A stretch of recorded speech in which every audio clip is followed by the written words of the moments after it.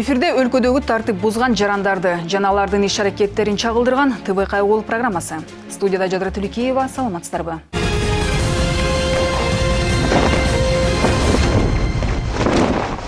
Бул аптанын башында Октябрь райондук ички иштер бөлүмүнүн кызматкерлери Бишкек шаарынын түштүк жагындагы эс алуучу жайларда рейд уюштурушкан. Аталган иш-чаранын негизги максаты бул жайларда тамеки тарткандардын жана чекпегендердин укуктарынын сакталышын текшерүү болду. Тилекке каршы бардык эле коомдук жайлар мыйзамда жазылган талаптарга жооп бербейт. Иш учурунда аларга ордунан протоколдор толтурулду. Тартип сакчылары менен чогуу биздин чыгармачыл топ дагы болуп келген.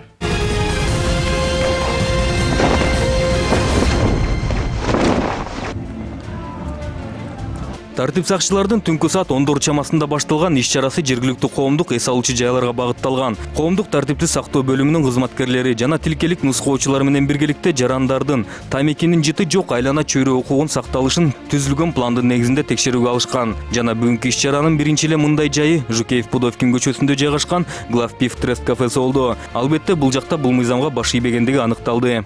Зал для курящих имеется? Не для курящих, да? Не для курящих? Для администратора? Да. А у вас что, почему, если не курящих, почему пепельница стоит здесь? Это пепельница, вот салфетки сюда кидают. У меня гости, когда едят, они мусор складывают в салфетки. Они мне все привыкли. Зал для курящих у меня тоже. Кальян, если у вас не курящий зал? Кальян это же не сигареты. В некурящих А где помещениях здесь кальяны написано? тоже курят. Сигареты можно, а этот кальян... Чего? Здесь не написано, Кальян? здесь написано табакокурение. Вот. Бул коомдук эс алуучу жайдын администратору албетте күнөөнү мойнуна алгысы келген жок. Болушунча аракет кылып тартип сакчыларынын дооматтарын четке кагып жатты.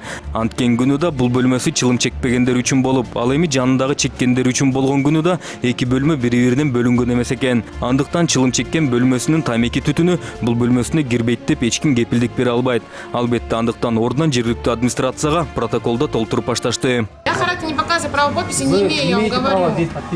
Мне руководство, мне сказали, Тогда если позовите, я кто ответственное лицо распишусь, тогда. то меня уволят. Хорошо. Кто тогда ответственное лицо вместо вас? Я вам объясню. Если Я у вас хозяев нет, вы здесь как администратор управляющий, а вы здесь в ответе. За это все. Я понимаю, Майке, я один раз подписалась, и мне знаете, как это хватило? Я с тех пор не расписываюсь. Сказали, еще раз подпишешься, меня уволят, а я мать-одиночка, извините меня, я не собираюсь за подписи где-то страдать. Акт составляем. Акт составляем. По отказу. Бул иш-чаранын жыйынтыгы менен башка да тартип бузган эс алуучулар чыга баштады. Коомдук тартипти сактоо бөлүмүнүн кызматкерлери тилкелик нускоочулар менен биргеликте бул эс алуучу жайында болжол менен документтери жок жүргөн Түркменистандын жаранын аныкташты. Гражданин другой республики. Как отдыхает, никаких документов с собой нет. Тилек. Гражданин Туркменистана. С собой никаких документов нет. Со мной пройдите в отделение для установления личности. Албетте анан бул жаран документтерин баары бар деп, ордуна аны алып келип беришет деп, азыр күтүп турууну өтүндү. Тартип сакчылар күтмөй болушту. Анан бул чоочун өлкөнүн жаранын документтерин да алып келип беришти. Бул жактан анан Түркменистандын жараны биздин өлкөбүздө мыйзам бузуп жүргөндүгү аныкталды. У него виза просроченная. Нет, подождите, не это. Просроченная виза. Вот. Нету там. Потому что мы сдали, миграции квоты нет. Если вы сдали на Миграции продление квоты визы, нету. этот паспорт находился на этот. Я же объясняю, Миграционная служба. миграции нету, бы не было квоты. Вы же знаете, квоты выдаются. Последний. Да, я вижу, но я еще раз спрашиваю. Все, документ у него Мы есть. ее заберем, хорошо? Куда заберете? Гом заберем. На основании чего? Просроченная виза, у него нарушение. идет. Рабочие Дима, визы давайте нет, вот так еще раз. Рабочая Вот виза это... Сейчас вот сдадим 10 отдел с рапортом. Для этого есть у нас 10 отдел УВД. Я в курсе за 10 Они будут отдел. в дальнейшем разбираться. Хорошо. Но вы забрать его не у нас- можете, на основании у нас, чего? Вы уважаемые, документную личность установили, у нас, правильно? Он уважаемые, является у нас- гражданином другой республики. Ну вот, и пожалуйста, что? я вам с вами Мы- вот официально вот зовут Телек, Мгм. СУДа Октябрьская, старший участковый. Хорошо, ладно, ваше право, ваше право. Все, ко мне еще какие претензии Завтра есть? будут претензии к прокурору. Любые вышестоящие инстанции обращаются. Вы что, угрожаете что ли? Я не угрожаю, я просто говорю. Хорошо. С вашей стороны же, вы же тоже неправомерные действия. Тартип сакчылар албетте барын тактап алышкан соң ордуна 10-чу башкы башкармалыгынын өкүлүн чакырып, анын колуна өткөрүп беришти. Уже получить. В четверг мы уже получим, уже все, там и разрешение на работу, все как положено. Вы, как Дима, да? Да. За это вы тоже будете нести ответственность, правильно? Ну, Знаете, конечно, да? да. Вот поэтому сейчас ставим 5, хорошо, протокол составим. Хорошо? Там вы сами тоже объяснение напишите, он напишет, почему просрочили. Ал эми тартип сакчыларынын кийинки барган жери ушул эле Жукеев Пудовкин көчөсүндөгү эс алуучу жай болду. Бул жакта буга чейинкисине салыштырмалуу негизги залы чылым чекпегендер үчүн болуп, ал эми чакан 1-2 бөлмөсү чеккендер үчүн деп бөлүнүптүр. Бияқта азыр только что кишилер кетти. Вот вытяжкалар иштейт бул жакта.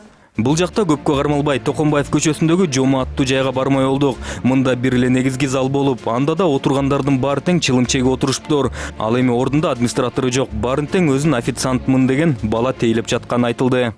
Так, официант, да? До последнего обслуживаете, потом все расходите, да? А кто охраняет?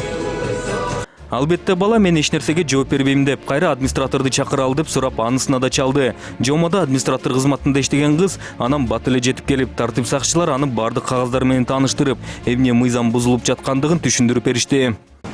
Помещение для курения, закрытых общественных местах отведено только для курения, отведено других мест комнат курения не запрещено, полом, стенами, потолками, дверями. Можно я прочитаю? Да. Вот этот пункт. Пожалуйста, Вот этот пункт прочитайте. Баарын уккан соң администратор бизде тамеки чекпегендер үчүн да бөлмөбүз бар деп кирди. Бирок эмнегедир негизги чоң залы чеккендер үчүн экен. Один общий зал, да? Нет, у меня есть некурящий зал на втором этаже. Есть, да? Да. Первого. Нет, у меня курящий зал Ну, на зачитайте, первом. вот смотрите.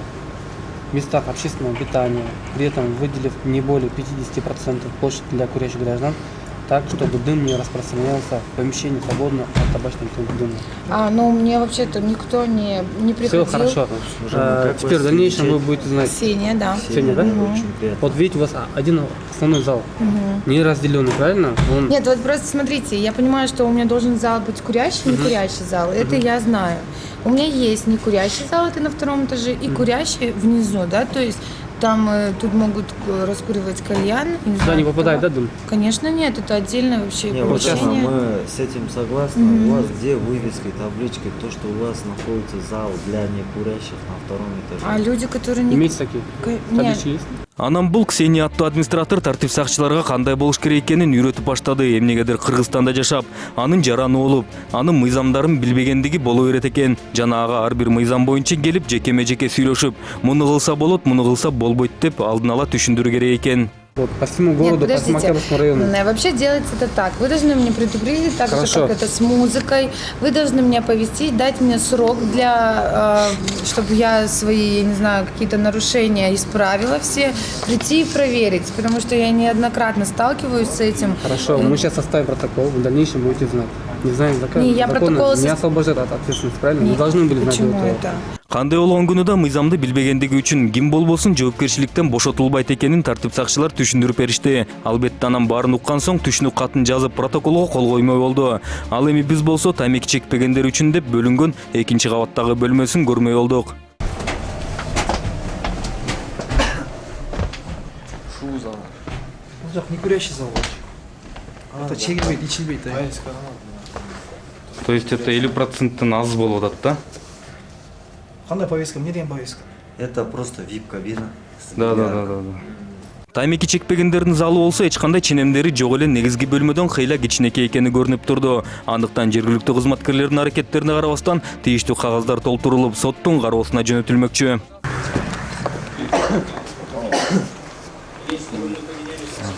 Администратор.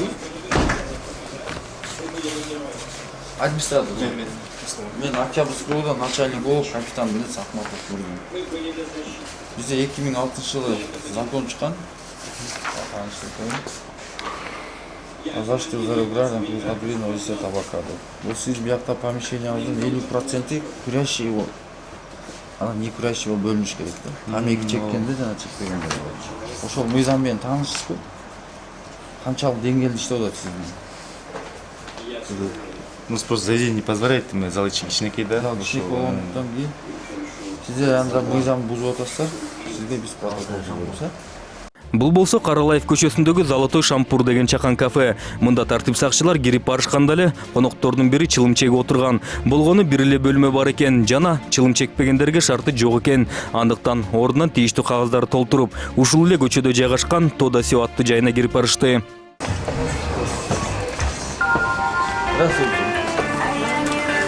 Администратор ким? Начальник области, начальник капитан Нурдин. У вас закон имеется. Соблюдайте, не соблюдайте, а закон нашим. Албетте тартип сакчыларынын кагаздары менен таанышып чыгышкан соң бөлүнгөн бөлмөлөрүбүз бар деди. Негизги бөлмөсүндө чекпегендер үчүн делгени менен ар бир стөлдүн үстүндө пепельницалар жайгашыптыр.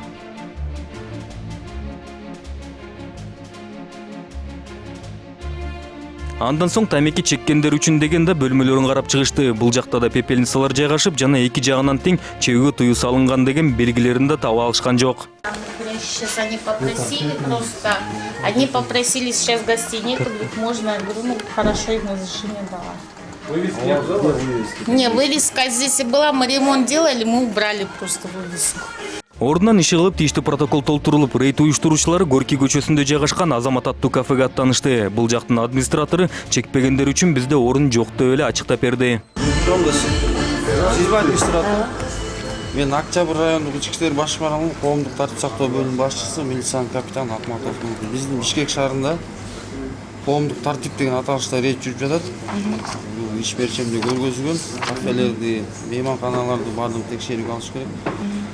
Сиздерде 2006 жылы бизде закон чыккан, орусчасы экен бул жерде. О защите здоровья граждан от вредного воздействия табака деп. Сиздерде ошол кандай деңгээлде жүрүп жатат? В смысле, курить нельзя деп? Сиздин бул кафеңиздин жартысы тамеки чеккендерге жана чекпегендерге да бөлүнүш керек. Ошол сакталып атам, сакталган жок. Деген чеккендердики. Чеккендердики. Чекпегендерди көргөзө аласызбы бизге? У нас нету такого зала. Сизде андай зал жок, э? Да. Сиз анда Кыргыз Республикасынын административдик кодексинин 85 статьясын бузуп жатасыз. Сизге биз азыр протокол түзөбүз. Нарушение законодательства о защите здоровья граждан от вредного воздействия табака деп. Сиз өзүңүз. Мен макул эмес, мен хозяин эмесмин да, мен хозяин эмесмин. Администратормун деп атпайсызбы? Администратормун. Аталган коомдук эс алуучу жайы мыйзамдын талаптарына жооп бербейт экендиги көрүнүп эле турду. Болгону бир эле бөлмөсү бар. Анда дагы ар бир отурган коногу чылым чеккени көрүнүп турду. Залдын эки бурчуна тамеки чегүүгө болбойт делген белгилерин коюп да коюшуптур. Бирок ага Азамат кафесинин коноктору да, администрациясы да баш ийбейт экен. Кагаз, акча, арак, шарабыңар бар. Сиз жооп бересиз, бизде болсо. Мен бияктагы жумушка клиенттерге клиентке жооп бересиз, туура? Документ иштерине Гүлэже мен Азамат эке өзү. Биз сизге протокол түзөбүз азыр. Вы меня не снимайте, чего вы меня снимаете? Жеке урушпаңыз, бул плановый рейд, туура түшүнгүлө. Хозяиндин өзүн тартып коет да, мени эмне тартып атасыз? Өзү эмес, хозяин өзү жок да, сиз азыр. Келет азыр бүткүлө. Чекпене. Мен башчы эмесмин. Мен только бияка клиенттерди караймын. И всё. Мыйзамга баш ийгиси келбеген администрация анан тартип сакчыларынын да буйруктарын четке кагып жатышканына карабастан, жарандык кодексте жазылган тартиптерге жооп бербеген эс алуу жайына анан протокол толтурула баштады. Ал эми администратор болсо улам телефон чалып, бул жайдын ээсин чакыруу менен алектенип, ара чолоодо тартип сакчылары менен араздашууну туура көрдү. Идиот, не снимай меня вообще. Почему вы оскорбляете людей? Келип калат азыр жөнтүп. Жок, мен эмнеге жазамын? Мен жазбаймын да. Хозяин өзү керек. Чего вы оскорбляете? Неге камайсыңар? Неге камайсыңар мени? Бул оскорбление кылса болот. Мен кыла албаймынбы? Выключи идиота. Пускай выключает. Что снимает меня? Почему идиот? А почему? Буга айтса болот, мага Почему болбойбу. идиот? Почему болот? Почему идиот? Идиот, что снимает меня? Хозяин снимать этсин. Он свою работу делает. Кеңиз кол коюп берейин. Я тоже свою работу делаю. Кол коюп И что, берейин. кто-то вас оскорбляет, что ли? Да, он. Кто? Он, ваш Как он сотрудник. оскорбляет? Чем он оскорбляет? Келиңиз. Жөндөй. Не азыр болушуп атасыңар? Администратору мынтип бир топко чейин алышты. Анан көпкө көтүргөн Азамат кафесинин кожоюну Азамат аттуу байке жубайы менен чогуу кирип келишти. Булар да администрациясынан кем калышкан жок. Эмне болуп кетти? Эмне болду? Алып барсыз деп. Алып кел, эмне болду видео, видеомду? Эмне эле кылып атасыңар? Эмне? Саламатсызбы? Кана арыз бар. Мен Октябрь региону коомдук тартип сактоо бөлүмүнүн башчысы болуштум. Ну еще эмне болду? Эмне болуп атасыңар? Эчтеке болуп жүр. Эмне болуп атты? Мен Азамат Абдрахманов. Хозяин у вас, правда? Хозяин, бывший зам начальника. Болды ана билет келіп анда бізге келіп қойыңыз түсіндіріп бересіз. Неме екен? Неме бұл түсіндіріп неме түсіндіріп не отыр? Жоқ, түсіндіріп болған жоқ. Bana ne oldu? Bana tappa. Подожди. Бизде Бишкек шаарынын прокурору Байке. деп сөгүңөз байке. Жармаңызсыздар, жастарға мақұл болды. Мына келсеңіз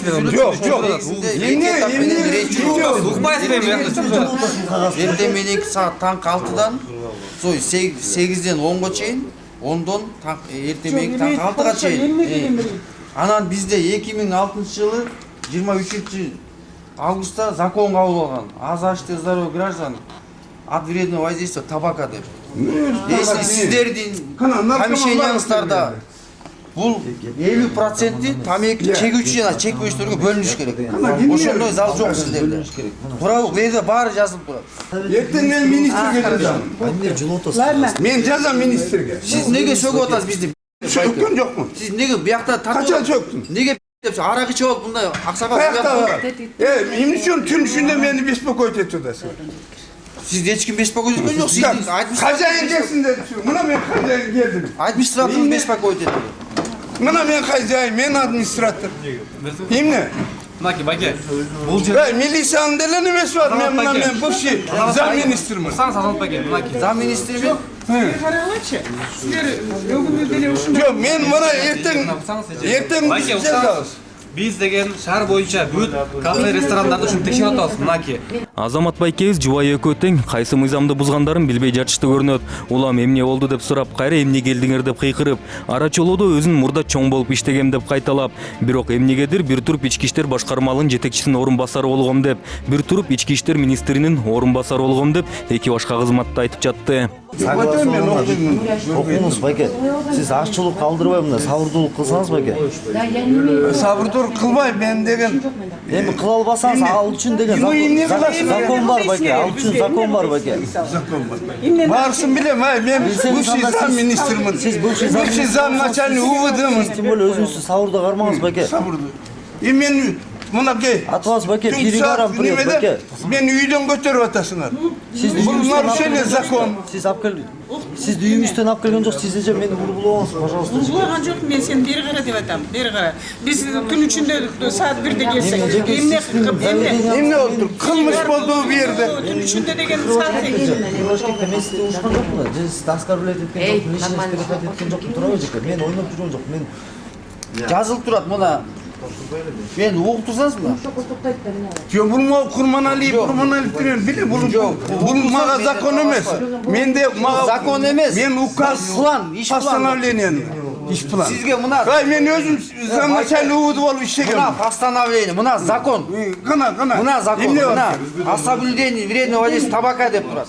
Эми табак эмне болуп тур? Кана. Берде жазылып турат. Ким бар? Помещение для курения биякта камерада бүт тартылып турат Байке. Сиз келгенге чейин баары тартылган. Кана бир наркоман барбы? Эмне болуп? Байке, биякта наркоман эмес, берде деген сиз өзүңүз залды өзүңүз эс алуучуларга сиз шарт түзүп беришиңиз керек. Кандай болгон күнү мурда ички иштер органдарында иштеген болуш керек жана анысы менен сыймыктанат болуш керек. Анткени форма кийген сүрөтүн кафесинде спирт ичимдиктери тизилген жерге көрүнүктүү кылып тиреп коюптур. Барысы бар. Хорошо, зам министр болуп иштеп аны ошону билбесеңиз анда мен сөзүм жок аксакал. Азамат Байке, эртең бизден уксаңыз Азамат Байке. Эртең бизден тура эмес болсо сиз өзүңүз Мен эртең министрге жазам. Хорошо, айтып коесузбу? Биз азыр билип коелу. Мен эртең министрге обращаться кыламын. Макул, сиз президентке жазамын. Макул, сиздин премьерге жазам. Эмне үчүн беспредел это? Беспредел эмес бул. Беспредел деп коет. Беспредел. Мыйзам чегин иштеп жатабыз. Беспредел. Законду мен өзүм. Жок, мен кол койбойм, жаза бердим. Мейли, фамилиясы айтып коңуз анда сиз. Абдрахманов Азамат. Ветеран МВД Кыргызской республики. Полковник милиции в отставке. Болду Азамат Абдрахманович. Түзө бер. 1947. бөлүш керек деген Бөлбөйбүз. Указание эмес, эже. Кайдан төрөлдүңүз эле? Байке. Атбашы. Мен указание эмес. Жоқ, анан укугу болгондо. Bu milisiyanın işi emas, Gülez. Jaza vergide var. Иштегенге эме бербейт, мүмкүнчүлүк бербей атпайсыңар. Жашаган жериңиз кайда шаарда? Дивизия, один восточный детский. Ребят, бұл просто біздің указание емес, яқта совместно с прокуратурой. Milisiyanın işi emas da bu. Рейд болады. Хорошо, рейд болсун, но бизден эгер бир эле залыбыз болсо эме кылышыбыз керек мисалы үчүн. Биз ушул эме менен иштеп атсак, бир 4 клиент отурса келип анан кийин. Анча Бияққа чек тұрсын, залдан Зал чек не береді. күрәші қыл барын жауап салды. Тамек чеккендер эшке чекті. ушул жерге тамеки чегенде эс алайын деп киришет да. Мына жеке берген Вытяжкаңызда Tartı versin de ben milisiyanın işi ne bu temekide? Bespredel Тағы yapar. жол айтып қойсыз, кимге жазасыз рапорт? Paskal Asılkanlıç ministerge. Хорошо, мақұл жазыңыз. Ministerge. Ал сізден укуңыз жазыңыз. Ya men cezam. Kimle bu это беспредел. Все, ата мақұл. Сіздің оқуыңыз байты. Иши кылып байкебиздин мынтип ызычуу салганына карабастан кагаздар акыры толтурулду. Ал эми тартип сакчылар эс алуу жайларынын көбү жабылгандыктан иштерин да жыйынтыкташты. Бирок мындай иш-чаралар жакын арада дагы уланат экенин айтып, Борбор калабыбыздын дагы бир катар жайлары текшерүүгө алынарын белгилешти. Ya bunların familielerini yazdılar mı? Yok, demesinler. Октябрь районунун аймагында жайгашкан эс алуучу клубтарды, кафе, ресторандарды текшерип, жалпысынан ал 5 кафе текшерилди бүгүн. Ар кандай өзүңүз көрдүңүз, мыйзам бузуулар болду. Эч кандай бөлүнгөн эмес, тамеки чегүүчү жана чекпөөчү болду. Аларга биз тарабынан протоколдор түзүлүп, Октябрь райондук сотуна жөнөтүлөт. Ал жактан кандай чечим чыгат, аны сот көрсөтөт.